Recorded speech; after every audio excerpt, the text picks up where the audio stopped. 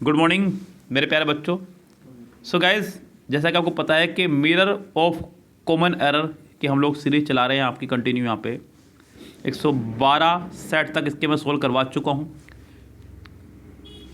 काफ़ी बच्चों को मैसेज आ रहे हैं कंटिन्यू कि सर आपके इसका फोल्डर नहीं मिल रहा है मिरर बुक का। तो गाइज मैं आपको बता दूँ, इसके हमने 2 फोल्डर बनाए हुए हैं, एक 1 to 163 और दूसरा 164 टू एंडिंग। जाइए प्लेलिस्ट में, खूब नीचे जाकर आपको मिलेगा क्योंकि बहुत सारी वीडियोस हमारी तैयार हो चुकी हैं। आज 850 प्लस वीडियो हमारे यूट्यूब पर हैं। तो 2 फोल्डर हैं इसके, मिरर बुक फ्रॉम स्टार्टिंग और mirror book from 164 to ending. ये 2 फोल्डर आपको मिल जाएंगे बिल्कुल ईजिली। तो ज़्यादा कन्फ्यूज़ ना हो करें बच्चों, हर बात पर आप ईजिली मिल जाएंगे और पूरी बुक कर लीजिएगा। बहुत इंपॉर्टेंट बुक भी है। कल ही मैंने आपको उसका 111 और 112 सेट कराया था। आज हम लोग बात करेंगे सेट नंबर 113 की, जो कि आपका आया हुआ BSRB भुवनेश्वर क्लर्क एग्ज़ाम सन 2000 में। चलिए पहला क्वेश्चन क्या कह रहा है भाई, ध्यान से देखिएगा। सबसे पहली बात तो ध्यान रखिएगा कि यहाँ पे आपको सिर्फ रेड पोर्शन देखना है कि उसमें गलती क्या है, यानी कि काफ़ी हद तक ये काम आपका आसान हो गया है। उसने खुद ही कहा है कि आपको बताना है कि ये जो रेड पोर्शन है या तो ये मिसस्पेल्ड है या फिर इसकी यहाँ पे ज़रूरत नहीं है। कह रहा है कि इन अ सीरीज़ जो कि ठीक है, ऑफ कंजर्वेशन तो क्या उसने यहाँ पर जो कंजर्वेशन की स्पेलिंग लगाई है उसको देखे ध्यान से, CONVERSATION यहाँ पे उसने कंजर्व कर दिया है, जबकि होना चाहिए था कंजर्व। कन्वर्स क्या होना चाहिए था, कन्वर्स, उसने कर दिया है कंजर्व। तो ये स्पेलिंग आपके यहाँ पर रोंग है। कंजर्व को कन्वर्स को कंजर्व कर दिया है, जो कि रोंग है यहाँ पे स्पेलिंग। तो यहाँ पर गाइस आपके बी पार्ट पे हो गई है फिलहाल खुली एरर। यस, इसका आंसर लगाएंगे आप लोग B. Sentence these problems are, बच्चों दीज और दोज के साथ हमेशा हम लोग इस्तेमाल करते हैं प्लूरल नाउन का और प्लूरल वर्ब का। जैसे कि आपको पता ही है, पहले भी कई बार मैं ये बात आपको चिक के बता चुका हूँ। प्लूरल नाउन प्लूरल वर्ब, यानी कि ये हिस्सा तो ठीक है, हालांकि आपको इस हिस्से में एरर निकालनी भी नहीं थी। सही बात तो ये है। टू स्मॉलेस्ट, ये लीजिए, पहले ही पार्ट में आपको बहुत टूची एरर देखने को मिल गई है। टू के बाद सुपरलेटिव डिग्री का इस्तेमाल कर रहा है, जो कि बिल्कुल गलत है। ध्यान दीजिएगा बच्चों, टू सो दैट, एज और सो एज, इन चारों के ही बाद हम हमेशा बीच में इनके पॉजिटिव डिग्री एडजेक्टिव का इस्तेमाल करते हैं। किसका इस्तेमाल करते हैं, पॉजिटिव डिग्री एडजेक्टिव का। इनके साथ कभी भी कंपैरेटिव या सुपरलेटिव डिग्री का इस्तेमाल नहीं होगा। तो गाइस यहाँ सेंटेंस में स्मॉलेस्ट की जगह आपको इस्तेमाल करना होगा ओनली स्मॉल। किसका, स्मॉल, यानी कि अगर देखा जाए तो इस सेंटेंस के फर्स्ट पार्ट में ही आपको मिल गई है यहाँ एरर। चलिए चलते हैं क्वेश्चन नंबर नेक्स्ट पे। द कंप्यूटर्स अफेक्ट, यानी कि कंप्यूटर का प्रभाव। गाइस यहाँ पर उसने कहा कंप्यूटर, और कंप्यूटर में उसने लगाया एपोस्ट्रोफियस एस। जब उसने कंप्यूटर में एपोस्ट्रोफियस एस लगाया तो आपको इसका पोजेसन केस ढूंढना होगा। क्या ढूंढना होगा, पोजेसन ढूंढना होगा। पोजेसन यहाँ पे इसका एज ए नाउन इस्तेमाल होगा, नॉट एज ए वर्ब।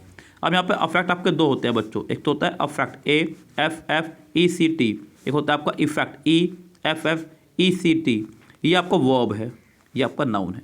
यहाँ पे वर्ब की ज़रूरत ही नहीं थी, यहाँ पे आपका एक नाउन होना चाहिए था सुंदर सा, जो कि यहाँ पे नहीं आया है। गाइस इस सेंटेंस के पहले ही पार्ट में हो गई है एरर।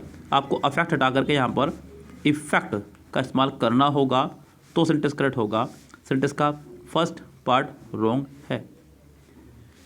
सेंटेंस नंबर नेक्स्ट, बहुत सुंदर सेंटेंस है।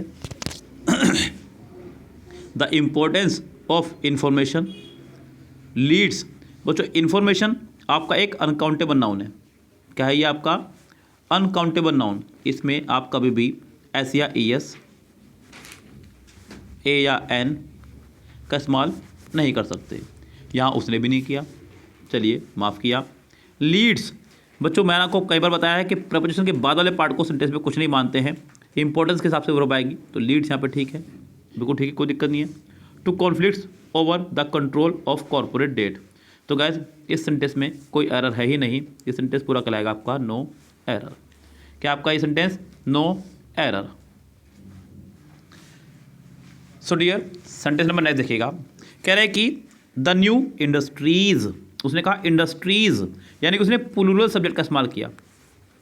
हालांकि यहाँ आगे उसने सेकंड फॉर्म का इस्तेमाल किया है। वर्ब की सेकंड फॉर्म पर इस बात का कोई प्रभाव नहीं पड़ता है कि सेंटेंस का सब्जेक्ट सिंगुलर है या प्लूरल। सेकंड फॉर्म आपकी कॉमन रहती है दोनों भाव में। चलिए कोई दिक्कत नहीं है, पहला पार्ट ठीक हुआ। हालांकि वैसे भी यहाँ पे आपको सिर्फ रेड पोर्शन देखना था, इससे कोई मतलब नहीं था।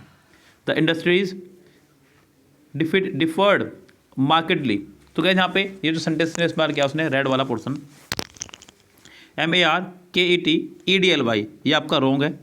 मार्केट आपका एक नाउन है। क्या आपका एक नाउन है। नाउन में हम जब भी कभी LY लगाएंगे, क्या लगाएंगे LY, वो बनेगा आपका एडजेक्टिव। क्या बनेगा आपका एडजेक्टिव। क्या यहाँ पे इसकी इस्तेमाल हुआ है वर्ब के बाद। किसके बाद हुआ है वर्ब के बाद। हालांकि वर्ब के बाद आने वाला वर्ड आपका होना चाहिए एडवर्ब। क्या होना चाहिए एडवर्ब। तो गाइस यानी कि ये सेंटेंस आपका यहाँ पे हुआ रॉन्ग। तो गाइस यहाँ पे मार्केटिंग की जगह आपको करना होगा REMAR रिमार्केबली, क्योंकि रिमार्केबल आपका एक एडजेक्टिव है। क्या आपका ये एक एडजेक्टिव, और जब एडजेक्टिव में आप LY लगाएंगे तो बन जाएगा एडवर्ब। कहीं ऐसा तो नहीं आप कंफ्यूज हो गए बच्चे, ये बार सुन लिए ध्यान से। मैंने कहा नाउन में अगर आपने LY लगाया तो बना एडजेक्टिव। क्या बना आपका एडजेक्टिव, और अगर एडजेक्टिव में आपने LY लगाया तो बना एडवर्ब। यस, ये सब चीज़ें हैं बच्चों ज्ञान की, इनको अपने पास रखा करें, क्योंकि नॉर्मली बच्चा रट्टाफिकेशन मारता है कि LY है तो वो एडजेक्टिव भी होगा या LY है तो वो एडवर्ब भी होगा। लेकिन आप इन चीज़ों को अपने पास रखें, सुरक्षित संजो करके आपके बहुत काम आने वाली है। यस गाइस, चलिए फिलहाल सेंटेंस में यहाँ पे रिमार्केबली होना चाहिए था, इसका बी पार्ट एरर है। Somebody had to put things back together in a different form। ध्यान दीजिएगा, somebody आपका यहाँ पे एक सब्जेक्ट की तरह काम कर रहा है, उसके साथ उन्हें हैड लगाया। हालांकि सेकंड फॉर्म पर सब्जेक्ट का कोई प्रभाव नहीं पड़ता है, फिलहाल ये हिस्सा आपका ठीक है। टू पुट, टू के बाद वर्ब की फर्स्ट फॉर्म जो कि रूल है, मैंने बताया आपको कई बार चिक करके, ये भी आपका ठीक है। To put things back together बिल्कुल ठीक है। इन अ डिफरेंट फॉर्म बिल्कुल ठीक है। सेंटेंस में कोई नहीं है गलती, सेंटेंस का लाया आपका नो एरर। इसका आंसर आपको हो जाएगा E correct. Sentence number 7, unemployment is not the result of an individual laziness but of joint forces over the individual control. तो ध्यान दीजिएगा, unemployment is not the result, noun बिल्कुल ठीक है, ऑफ एन इंडिविजुअल लेजीनेस बिल्कुल ठीक है, but of the forces, over नहीं, आपका ऑफ ही होना चाहिए था। कहीं यहाँ पे ध्यान दीजिएगा, फोर्स के साथ में आपका हमेशा ऑफ का इस्तेमाल होता है, नॉट ओवर का। फिक्स प्रपोजिशन है, कई बार बता चुका हूँ। जब कभी भी किसी भी वीडियो में मैंने आपको फिक्स प्रपोजिशन की बात बताई है, आप उसे हर बार लिखा करें। यस, यही वो पोर्शन है जो आप एकदम से याद नहीं कर सकते। ये धीरे धीरे शने शने बाय एंड बाय ही आपको याद होगा, एकदम आप इसे याद नहीं कर सकते। तो फोर्सेस ऑफ होना चाहिए था, इसका डी पार्ट आपका फिलहाल रॉन्ग है। चलिए सेंटेंस नंबर 8 में क्या कह रहा है उसकी बात सुनिए ध्यान से। 8 sentence important sentence. The laser machine operates on a radically different principle. The new laser machine, अभी तक तो बात हो रही है लेज़र एज ए नाउन इस्तेमाल हो रहा है यहाँ पे। ठीक है, ऑपरेट यहाँ पे वर्ब है, मशीन क्योंकि सिंगुलर था, सिंगुलर सब्जेक्ट तो सिंगुलर वर्ब, बहुत बढ़िया। On a radically different principle, बच्चों ये आपका रॉन्ग है। प्रिंसिपल की स्पेलिंग दो हुआ करती हैं, PRINSICIPAL प्रिंसिपल, इसका मतलब होता है प्रधानाचार्य या मुख्य, और एक होता है आपका प्रिंसिपल जिसका मतलब होता है प्रिंसिपल सिद्धांत, नियम, कानून। तो इसका आंसर आपका होगा डी करेक्ट। क्या आंसर होगा इसका डी करेक्ट। नेक्स्ट सेंटेंस देखिएगा, sentence number 9, he had readily accepted. बच्चों हैज़, हैव, हैड यानी कि पूरी हैव की फैमिली साथ में हमेशा वर्ब की थर्ड फॉर्म चला करती है, जो कि ठीक है। लेकिन थर्ड फॉर्म से पहले आया हुआ वर्ड ये क्या है बच्चों, ये आपका एक एडवर्ब है, क्योंकि रेडी आपका एक एडजेक्टिव है, उसने इसका हम लगाया एल वाई, हालांकि यहाँ से वाई हटेगा, आई लगेगा। रेडली ये आपका एक एडवर्ब है। क्या आपका ये एक एडवर्ब है। तो गैस वर्ब से पहले एडवर्ब, बहुत ही खूबसूरत सेंटेंस में अभी तक कोई मिस्टेक नहीं है। The life would be, sentence past में चल रहा था तो पास्ट में चलाया, बिल्कुल ठीक है। Would be impossible with unless he work hard, would be impossible. बच्चों इम्पॉसिबल के साथ में या तो आप यहाँ पे लगाएं विदाउट, क्या लगाएं विदाउट, तो सेंटेंस सही होगा। नहीं तो आप यहाँ पे विदाउट भी मत लगाइए, विद भी मत लगाइए, फिर आप लगाइए फॉर, यानी कि कुल मिलाकर के सेंटेंस के सी पार्ट में आपको दिखाई देगी एरर। सेंटेंस नंबर 10, 15 सेंटेंसेस के अंदर सेंटेंस नंबर 10वां देखिएगा। If you want the fragrance, बच्चों फ्रेग्रेंस बोलते हैं खुशबू को, किसको बोलते हैं खुशबू को, स्पेशल वर्ड बना है आपका खुशबू के लिए। If you want the fragrance of the full blown rose you must accept the thorns. बच्चों तो क्या यहाँ पे फूल जो उसने इस्तेमाल किया है ये गलत इस्तेमाल कर दिया उसने फूलों के लिए। यहाँ पर बच्चों से इस्तेमाल किया फूल, जिसका मतलब होता है मूर्ख। क्या होता है इसका मतलब मूर्ख। यहाँ होना चाहिए था फुल, क्या होना चाहिए था यहाँ पर आपका फुल, FULL नॉट फूल। तो गैस यहाँ पे सेंटेंस के बी पार्ट में बहुत ही टुच्ची सी एरर आपको दी गई है, बहुत साधारण सी एरर। पकड़ना सीखिए एरर को। आपने अगर एरर भी पकड़नी सीख गए तो सेंटेंस को भले ठीक मत करना, आपका सेंटेंस करेक्ट चला जाएगा, सिलेक्शन हो जाएगा, बाद में सब भूल जाना आप।